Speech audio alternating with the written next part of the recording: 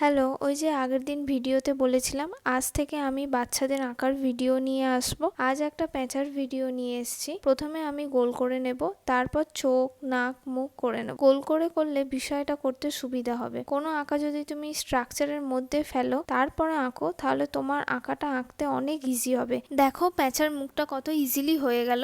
এরপর বাড়তি অংশগুলো মুছে ফেলে দিয়ে বডিতে এগোবো। বডিটা করে নেব। তোমরা ভাবতেই পারো প্রথম ভিডিওতে প্যাঁচা কেন আঁকলাম। বিশ্বাস করো, ছোটবেলায় প্যাঁচা আঁকতে খুব ভালোবাসতাম, তাই ভাবলাম নিজের প্রিয় আঁকাটা তোমাদের সাথে শেয়ার করে নিই। আঁকাটা একটু ফাস্ট ফরওয়ার্ড দেখিয়েছি, বুঝতে অসুবিধা হলে তোমরা কমেন্ট করে জানিও, তাহলে নেক্সট ভিডিওতে কালার আর স্কেচ দুটো আলাদা করে ভিডিও দেব। তারপর একে একে আমি লেজ, পা, গাছ করে নেব। এখানে আমি ক্যামেলের 50 সেটস কালার ইউজ করেছি।